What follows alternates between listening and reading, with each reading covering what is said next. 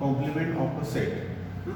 Suppose आपल्याकडे A set आहे, त्याच्यामध्ये एलिमेंट्स आहे 2, 4, 6, 8 आणि यू सेट आपल्याकडे त्यात एलिमेंट 0 to 8 एलिमेंट्स आहे.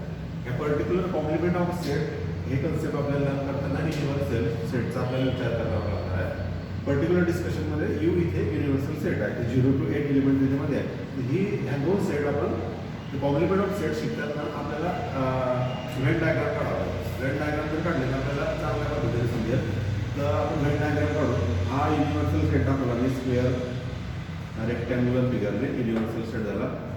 युनिव्हर्सल सेटमध्ये सर्व 1 to 8 सर्व नंबर्स आले, 1 to 8 नंबर झाले. तर याच्यामध्ये एची एलिमेंट कोण आहे 2, 4, 6 आणि 8. तर 2, 4, 6 आणि 8 एची एलिमेंट्स आहेत. एची एलिमेंटला आपण एका सर्कलने डिनोट केलं, इन्क्लोज केलं.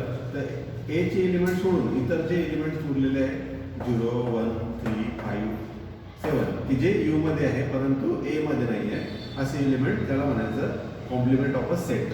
तो आपण दर्शवतो ए डॅश. म्हणून ए डॅश मध्ये काय एलिमेंट्स येतील 0, 1, 3, 5 आणि 7 उरलेले एलिमेंट ए डॅश मध्ये. आपल्याला कॉम्प्लिमेंट अजून एक दुसऱ्या लेटरने पण दाखवता ए डॅशने किंवा ए सी असं पण दाखवता कॉम्प्लिमेंट ऑफ अ सेट. तुम्हाला कॉम्प्लिमेंट ऑफ सेट म्हणजे पर्टिक्युलर सेटचे इलिमिनेट करायचे आणि युनिव्हर्सल सेटमध्ये जे एलिमेंट्स बाकी असतील ते त्या सेटमध्ये टाकायचे. तो होईल हा ए डॅश झाला एचा कॉम्प्लिमेंट. अशा पद्धतीने तर आपण बघितलं मग आता कॉम्प्लिमेंट ऑफ अ सेट. तर ही फिगर आपण पाहिली होती. आपल्याकडे हा सेट होता ए यू सेट असा होता आणि ए डॅश आपण काढला अशा प्रकारे. तर आपल्याला ह्या कॉम्प्लिमेंट ऑफ सेटवरच्या काही प्रॉपर्टीज आहेत त्या प्रॉपर्टीजला व्हेरीफाय करायच्या आहे. पहिली प्रॉपर्टी काय आहे प्रॉपर्टीज दिल्या आहेत त्या काही प्रॉपर्टीज आपल्याला व्हेरीफाय करायच्या इथे. तर पहिली प्रॉपर्टी आहे A dash bracket dash is equal to A. म्हणजे काय complement of A complement is equal to original set. ही प्रॉपर्टी आपण व्हेरीफाय करू. आता ए डॅश काढलाय ना आपण, तर बघा व्हेरीफाय करून ए डॅशचा परत डॅश काढा तुम्ही. म्हणजे काय करावं लागेल युनिव्हर्सल सेटमधून हे एलिमेंट इलिमिनेट करावं लागतील. 1, 0 कोणतं एलिमेंट करायचं आहे 0 एलिमेंट करायचा आहे, 1 एलिमिनेट करायचा आहे, 3 एलिमिनेट करायचा आहे, 5 करायचा आहे, 7 म्हणजे उरले काय म्हणजे एलिमेंट उरले मग 2, 4, 6, 8 आणि हे एलिमेंट म्हणजे काय एचे एलिमेंट बघा 2, 4, 6, 8 म्हणजे ही प्रॉपर्टी आपल्याला व्हेरीफाय झाली. Second property phi dash is equal to U असतो. U is universal set. Phi म्हणजे काय एम्प्टी सेट. आता याच्यामध्ये कुठे एक एम्प्टी सेट असणार आहे की समजा हा इथे एक एलिमेंट हाला एम्प्टी सेट म्हणजे याला आपण फाय डिनोट करू.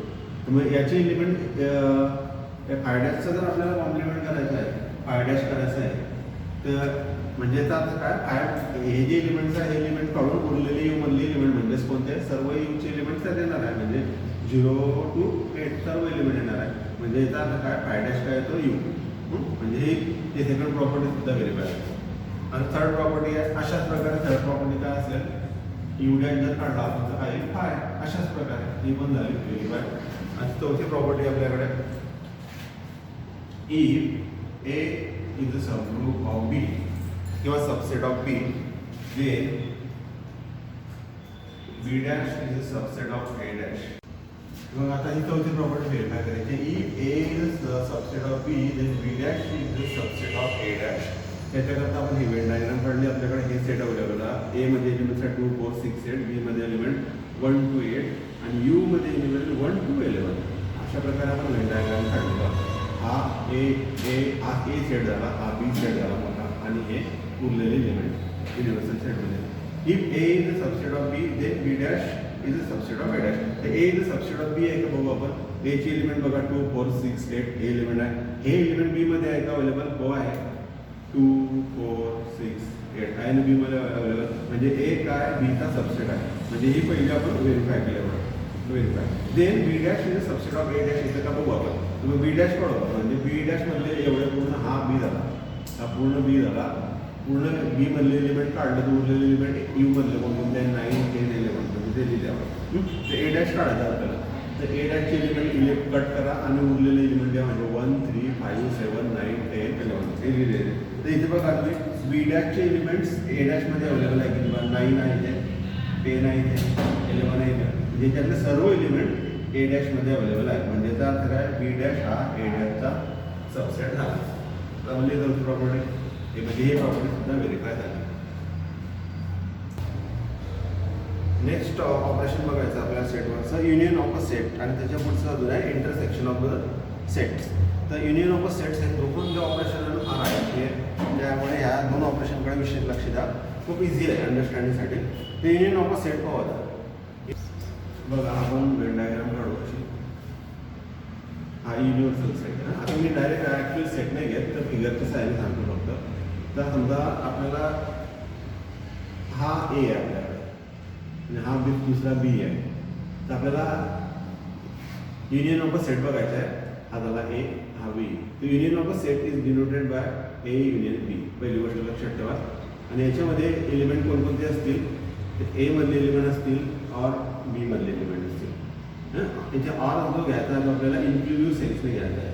इन्क्लुझिव्ह सेन्सने म्हणजे ए मधले असतील किंवा बी मध्ये असतील किंवा दोघांमध्ये असतील, याला होता इन्क्लुझिव्ह सेन्स.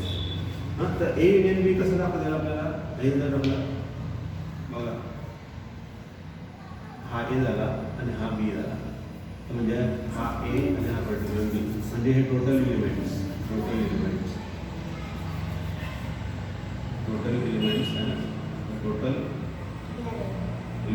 हे टोटल एलिमेंटला म्हणायचं ए युनियन बी.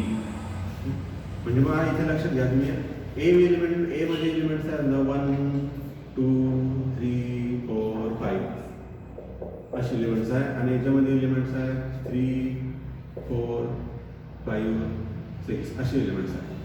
ए 3 4 5 6. तर ए युनियन बी मला काढायचं. ए युनियन बी आपण ए युनियन बी पाहिला. ए युनियन बी मध्ये ए मध्ये एलिमेंट पाहिजे, बी मध्ये पाहिजे किंवा दोघांमध्ये पाहिजे. तर इथे लिहिताना पहा 1 2 3 4 5 6 हे झालं ए युनियन बी. त्याच्यामध्ये बघा ए मध्ये 1 2 3 4 5 होते आणि बी मध्ये 3 4 5 6 होते. म्हणजे पहा आपण काय केलं, हे जे कॉमन एलिमेंट होते 3 4 इथे पण कॉमन एलिमेंट आहे 3 4 म्हणून आपण हे 3 4 आहे ना एकच वेळा लिहिले, डबल नाही लिहिले. म्हणजे डायग्राम समजा आता हा जो कॉमन पोर्शन आहे, हा कॉमन पोर्शन काय झाला, याच्यामध्ये काय दर्शवतो, दोघांमधले कॉमन एलिमेंट दर्शवतो. म्हणजे हे फक्त ए मधले, हे फक्त बी मधले आणि दोघांमधले कॉमन. अशा प्रकारे आपण ए युनियन बी लिहितो.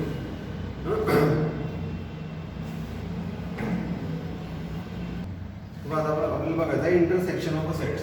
इंटरसेक्शन ऑफ सेट साठी डायग्राम काढली. हा ए सेट आहे, हा बी सेट आहे. The intersection of the set is denoted by intersection of set A and B is denoted by A intersection B. अशा प्रकारे. तर याच्यामध्ये कोणते एलिमेंट्स येतील, दोघांमधले कॉमन एलिमेंट. हा जो पोर्शन दाखवला ना, हा पोर्शन म्हणजेच ए इंटरसेक्शन बी. अशा प्रकारे म्हणजे दोघांमधले कॉमन. आता मागचाच एक्झाम्पल घ्या. का ए मध्ये हे एलिमेंट्स होते 1 2 3 4 आणि बी मध्ये एलिमेंट 3 4 5 6. तर ए इंटरसेक्शन बी मध्ये कोणते एलिमेंट येतील, त्या दोघांमधले कॉमन एलिमेंट म्हणजे 3 आणि 4. त्याला ए इंटरसेक्शन बी. खूप इझी कन्सेप्ट आहे, परंतु तुम्हाला चांगल्या प्रकारे लक्षात ठेवावं लागतं. जर आपण A intersection B set builder फॉर्ममध्ये जर दर्शवलं तर कसं दर्शवता येईल, A intersection B is a set of X such that X belongs to A or X belongs to A and X belongs to B and म्हणजे कॉमन. आणि A union B जर दाखवायचं मला सेट बिल्डर फॉर्म मध्ये, A union B is a set of X such that X belongs to A or X belongs to B. इथे or आहे, इथे and आहे. इंटरसेक्शन साठी and आणि युनियन साठी or. तर अशा प्रकारे सेट बिल्डर फॉर्म झाला. इंटरसेक्शन प्रॉपर्टी जातात, त्या प्रॉपर्टी आपल्याला बघायच्या आहे. त्या प्रॉपर्टी खूप IMP आहे, खूपच IMP आहे फ्युचरच्या दृष्टिकोनातून. तर एक प्रॉपर्टी बघू. पहिली प्रॉपर्टी काय, A intersection B is equal to B intersection B. ए म्हणजे कॉम्युटेटिव्ह प्रॉपर्टी फॉलो करतात इंटरसेक्शन. दुसरे A intersection B intersection C जर असलं तर A intersection B intersection C असतं. याला असोसिएटिव्ह प्रॉपर्टी म्हणजे असोसिएशन बदलवलं आपण. तर ही असोसिएशन प्रॉपर्टी सुद्धा फॉलो करतं इंटरसेक्शन. तिसरी प्रॉपर्टी आहे phi intersection A is equal to five.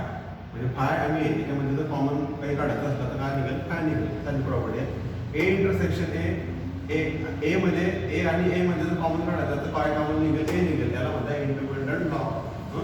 आता 5 नंबरची बघा ए इंटरसेक्शन ए डॅश म्हणजे ए आणि ए डॅश याचा कॉम्प्लिमेंट. याच्यामध्ये कॉमन काय असेल, आपल्याला क्लिअर समजतं त्यात काही कॉमन नसणार आहे म्हणजे फाय. आणि ही property if A is a proper subset of B then A intersection B काय असेल ए असेल.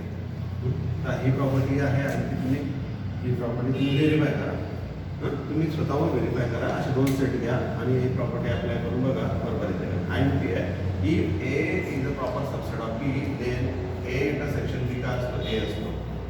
आता 7 नंबरचा यू इंटरसेक्शन ए काय असेल ए म्हणजे युनिव्हर्सल सेट आणि ए मध्ये कॉमन काय असेल ए असेल. आणि 8 नंबरची प्रॉपर्टी ए इंटरसेक्शन बी हा प्रॉपर सबसेट असतो एचा आणि ए इंटरसेक्शन बी हा प्रॉपर सबसेट असतो बीचा सुद्धा. ही पण एक प्रॉपर्टी आहे. तर आता ही एक प्रॉपर्टी ही प्रॉपर्टी ह्यात आपल्याला जनरली समजतात ओरली तोंडीच समजतात. ही प्रॉपर्टी आहे ही पण आपल्याला समजते तोंडीच. ही प्रॉपर्टी म्हणजे ह्या 2 प्रॉपर्टीकडे तुम्ही लक्ष द्या व्यवस्थित. ह्या 4 प्रॉपर्टीकडे खूप आहे अशा प्रकारे. आणि एक इथे रिमार्क दिलं बघा if A intersection B phi असेल म्हणजे 2 सेटमध्ये जर एकही एलिमेंट कॉमन नसेल तर ए आणि बीला काय म्हणतो आपण डिसजॉइंट सेट. म्हणजे डिसजॉइंट सेटची डेफिनेशन आठवा तुम्ही मागच्या स्टँडर्डची. डिसजॉइंट सेट असे सेट असतात की ज्याच्यामध्ये एकही एलिमेंट कॉमन नसतो त्याला म्हणतात डिसजॉइंट सेट. मी तिथेच सांगितलं आहे त्या दोघांमध्ये फाय आहे म्हणजे कॉमन काहीच नाही आहे. ए आणि बी काय असणार डिसजॉइंट सेट असणार आहे.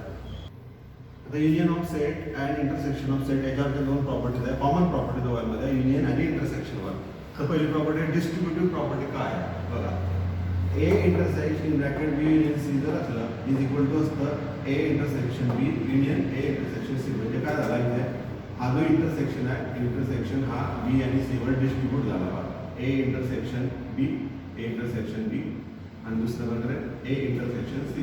म्हणजे हा इंटरसेक्शन युनियनवर डिस्ट्रीब्यूट झाला आहे म्हणून डिस्ट्रीब्युटिव्ह प्रॉपर्टी म्हणतात. तसंच हा इथे इंटरसेक्शन डिस्ट्रीब्यूट झाला इथे युनियन डिस्ट्रीब्यूट झाला ओव्हर इंटरसेक्शन. म्हणजे बा A union B intersection A union C म्हणजे union is distributed over intersection. ही प्रॉपर्टी होते. आता दुसरी प्रॉपर्टी IMP खूप IMP ही पण प्रॉपर्टी ही पण IMP आहे ही पण IMP. डी मॉर्गन लॉ आहे if A and B are subset of U म्हणजे ए आणि बी युनिव्हर्सल सेटचे सबसेट जर असतील तर A union B dash is equal to A dash intersection B dash. हे युनियनसाठी होतं तसं इंटरसेक्शनसाठी A intersection B dash equal to A union A dash union B dash. म्हणजे बघा तुम्हाला समजते union is converted into intersection and intersection is converted into union. बाकी कॉम्प्लिमेंट सेटचे कॉम्प्लिमेंट घ्यावं लागतील. हा डी मॉर्गन लॉ. तर हे दोघी प्रॉपर्टी खूप आहे तुम्ही लर्न करा. बघा शेवटचं ऑपरेशन बघायचं आपल्याला difference of a set. Difference of a set आपल्याकडे एक युनिव्हर्सल सेट आहे ए सेट आहे बी सेट आहे असे 2 सेट आहे. तर difference of a set is denoted by A minus B. A minus B याचा अर्थ काय होतो A minus B is equal to हा एक सेट असतो एक्सचा such that X belongs to A but X does not belongs to B. म्हणजे ह्या सेटमध्ये काय आहे कोणते एलिमेंट असतील जे ए मध्ये आहे परंतु बी मध्ये नाही आहे असे एलिमेंट म्हणजे हे सर्व एलिमेंट म्हणजे हे इकडचे सर्व एलिमेंट याच्यात येणार नाही इकडचेच फक्त. तशाच प्रकारे जर मला बी मायनस ए करायचं असलं तर याच्यामध्ये कसे एलिमेंट म्हणजे X is such that X belongs to B but X not belongs to A. अशा प्रकारे बी मायनस ए बी मायनस ए असलं तर एक्स एलिमेंट कोणते कशाचे घ्यावं लागतील आपल्याला बीचे एलिमेंट एक्स बिलॉंग्स टू बी आणि ए मायनस बी असलं तर आपल्याला एलिमेंट घ्यावं लागेल एक्सचे की जे बी मध्ये नाही आहे अशा प्रकारे. तर ही छोटीशी प्रॉपर्टी होती डिफरन्स ऑफ अ सेट. मग याच्या काही प्रॉपर्टीज आहेत बघू आता आपण डिफरन्स ऑफ अ सेटच्या. पहिली property A minus B is subset of A. म्हणजे ए मायनस बी जर केलं आपण ए मायनस बी म्हणजे ए याच्यात एलिमेंट कशा राहणार आहे एला बिलॉंग करतो म्हणजे याचा अर्थ काय इज सबसेट ऑफ बी आणि B minus A is subset of B. ते बी मायनस ए याच्यात एलिमेंट काय राहणार बीला बिलॉंग करता म्हणजे बरोबर झालं प्रॉपर्टी समजली. तर नेक्स्ट बा the set A minus B A intersection B आणि B minus A are mutually disjoint. म्हणजे याच्यामध्ये या 3 सेटमध्ये एकही कॉमन नसणार आहे. कॉमन नाही एकही कॉमन नाही. तिघी सेट म्युच्युअली डिसजॉईंट म्हणजे कॉमन नाही त्याच्यामध्ये. जो 3 नंबरची प्रॉपर्टी ए मायनस बी जर करायचं आपल्याला तर काय करावं लागेल आपल्याला ए इंटरसेक्शन बी डॅश. ही IMP प्रॉपर्टी आहे या 2 प्रॉपर्टी. तर हे प्रॉपर्टी तुम्ही व्हेरीफाय करा. एक्झाम्पल घेऊन व्हेरीफाय करू शकता. तसं बी मायनस ए जर करायचं तर याचं काय करावं लागेल, ए डॅश इंटरसेक्शन बी आहे ना. समजलं की लक्षात ठेवायची प्रॉपर्टी व्यवस्थितपणे. इथे ए मायनस बी असलं तर बीला डॅश द्यायचा आणि बी मायनस ए असलं तर एला डॅश द्यायचा. हां, पहिल्या लेटरकडे फोकस करायचं. इथे ए असला तर बीला डॅश आणि बी असला तर एला डॅश. अशा प्रकारे तुम्ही लक्षात द्या. आणि 4 नंबरची प्रॉपर्टी ए युनियन बी जर करायचं म्हणजे या सर्वांची या तिघांची युनियन करायची आपल्याला. ए युनियन बी म्हणजे याच्यातली एलिमेंट प्लस कॉमन एलिमेंट म्हणजेच काय, A minus B union A intersection B union B minus A. म्हणजे डायग्राम जर पाहिला तर हा एवढा वर्ष झाला ए मायनस बी, हा एवढा वर्ष झाला बी मायनस ए आणि हा मधला काय झाला ए इंटरसेक्शन बी. म्हणजे सर्व एलिमेंट आले ए आणि बीचे सर्व एलिमेंट कॉमन धरून. अशा प्रकारच्या ह्या प्रॉपर्टीज आहे ह्या 4. तर ह्या प्रॉपर्टीज हे आय एम पी आहे आणि ही पण आय एम पी आहे. ही प्रॉपर्टी तुम्ही लक्षात असू द्या. एक्झाम्पलमध्ये लागेल आपल्याला. ह्यात आपल्याला ओरिजिनल लागेल नव्हता, फक्त ह्या आय एम पी हे एक्झाम ओरिएंटेड प्रॉपर्टी लागतील आपल्या एक्झामला. आता आपल्याला आता एक शेवटची प्रॉपर्टीज बघायची आहे. ह्या प्रॉपर्टीज जवळजवळ 8 to 9 प्रॉपर्टी आहे. ह्या प्रॉपर्टीज ऑफ कार्डिनॅलिटी ऑफ सेट्स. म्हणजे कार्डिनॅलिटी माहिती आहे तुम्हाला काय आहे. कार्डिनॅलिटी म्हणजे number of element in the set. जे आपण जेव्हा मोजतो तर त्या प्रॉपर्टीला म्हणतो कार्डिनॅलिटी. त्याच्या ज्या एट्स प्रॉपर्टी आहे इथे दिलेल्या आहे, त्या एट्सच्या 8 प्रॉपर्टी तुम्ही एक्झाम्पल घेऊन व्हेरीफाय करा, कारण की ह्या प्रॉपर्टीज खूप आय एम पी आहे.